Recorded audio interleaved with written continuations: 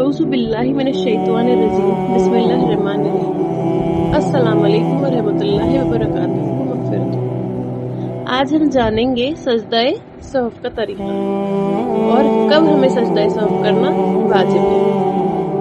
अगर नमाज में कोई गलती हो जाए, जैसे सूरह फातिहा की 7 आयत पढ़ना हम पे वाजिब है, अगर उसमें से कोई आयत पढ़ना भूल जाएं या कोई लफ्ज अदा करना भूल जाएं तो आखिरी में सजदाए सहफ़ करना होगा।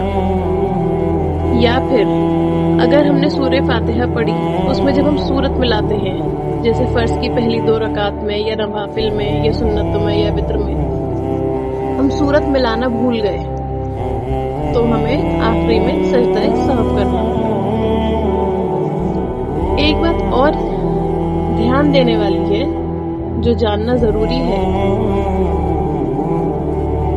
अगर हम रुकू में चले गए और रुकू में हमें याद आया कि हमने सूरह फातिहा नहीं पढ़ी, तो हम पे वाजिब है कि हम रुकू में से वापस सीधे खड़े हो जाएं, हाथ बांध दें और फिर अब सूरह फातिहा पढ़ें, सूरत मिलाएं, फिर दोबारा रुकू में जाएं और इस तरह नमाज अपनी कंटिन्यू करके आखिरी में सजदाए सहफ़ करें। या फिर अगर हमें रुकू में याद आया कि हमने सूरह फातिहा तो पढ़ी है पर हम सूरत में लाना भूल गए, तब भी हम वापस सीधे खड़े होंगे, हाथ बांधेंगे। सूरह फातिहा हम पहले पढ़ चुके थे, इसलिए सूरह फातिहा नहीं पढ़ेंगे, खाली सूरत पढ़ेंगे। सूरत पढ़ के फिर दोबारा रुकू में जाएंगे, नमाज कंटिन्यू करेंगे और आखिरी में सजदाए सहफ़ करेंगे। ये बात याद रखनी होगी कि हम सिर्फ तभी वापस जाएंगे अगर हमें रुकू में ही याद आ जाए कि हमने सूरत नहीं मिलाई या फिर हमने सूरह फातिहा गलत पढ़ी है या कुछ हम भूल गए पढ़ना। अगर हमें ये बात रुकू में ही याद आ गई तभी हम वापस जाके पढ़ेंगे और फिर रुकू में जाके नमाज कंटिन्यू करेंगे। और अगर हमें जलसा में याद आई या कौमा में याद आई कि हम सूरत मिलाना भूल गए थे, तो अब हम वहां से वापस नहीं जाएंगे, हम नमाज अपनी यूं ही कंटिन्यू करेंगे और आखिरी में सजदाए सहफ़ करेंगे। इससे हमें ये पता चलता है कि किसी भी वाजिब के तर्क पे, यानी कि कोई भी वाजिब जो हमें नमाज में करना है, उसके छूट जाने पे या भूल जाने पे सजदाए सहफ़ वाजिब होता है, लाजिम होता है हम पे करना, नमाज को दुरुस्त करने के लिए, क्योंकि नमाज में कमी आ गई है हमारी, उस कमी को पूरा करने के लिए सजदाए सहफ़ करना होगा हमें। अब सजदाए सहफ़ का तरीका जानते हैं।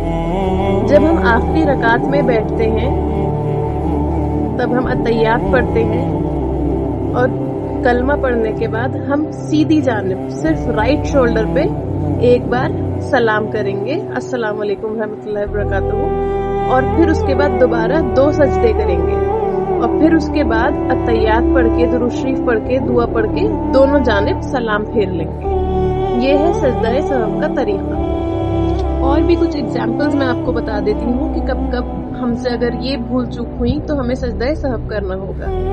जैसे हमने अलहम पढ़ी और सूरत के बीच में, अलहम और सूरत के बीच में हम अननेसेसरी चुप रहे और 3 बार सुभान अल्लाह की मक़दार निकल गई, यानी कि कभी कभी जब याद नहीं आता कि कौन सी सूरत मिलानी है, हम सोच रहे होते हैं हम ये वाली सूरत पढ़े या ये वाली सूरत पढ़े, और इस सोचने में 3 बार सुभान अल्लाह की मक़दार, मतलब जितनी देर में हम 3 बार सुभान अल्लाह पढ़ते हैं उतना टाइम निकल गया, तो आखिरी में सजदाए सहफ़ करना होगा, क्योंकि ये अननेसेसरी खालीपन था, अननेसेसरी खालीपन जुड़ गया नमाज से।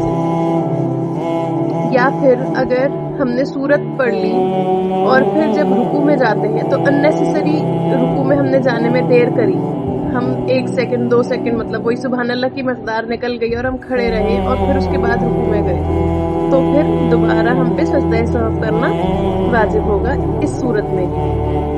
याद रखिए, नमाज को इत्मीनान से और आराम से अदा करना चाहिए, जल्दबाजी नहीं करनी चाहिए। औमा और जलसा के दरमियान इत्मीनान से कम 1 बार सुभान अल्लाह की मक़दार तक रुकना चाहिए।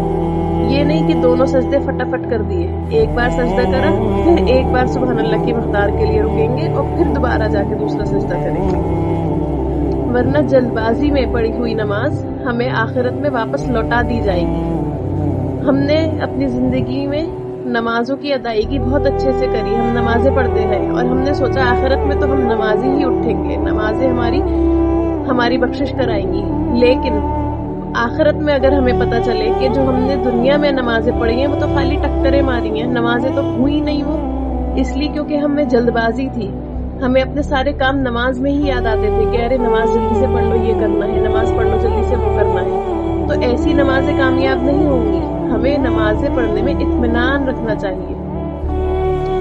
تو یاد رکھیے سجدہ سہو جب کوئی واجب ہم سے چھوٹ جاتا ہے نماز میں، جو ہم سے وہ غلطی ہو جاتی ہے نماز میں، اس کمی کو، اس غلطی کو سجدہ سہو سے پورا کیا جا سکتا ہے.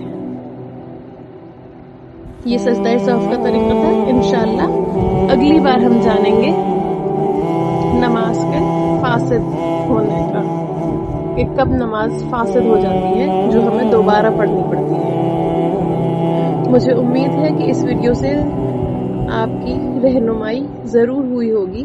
اللہ تعالیٰ سے دعا ہے کہ اللہ تعالیٰ ہم سب کو اطمینان سے اور خوب بہترین طریقے سے نماز کی ادائیگی کرنا نصیب فرمائے. ہم بہت بہترین طریقے سے اپنی نمازوں کی ادائیگی کریں. آمین. وآخر الدعوانا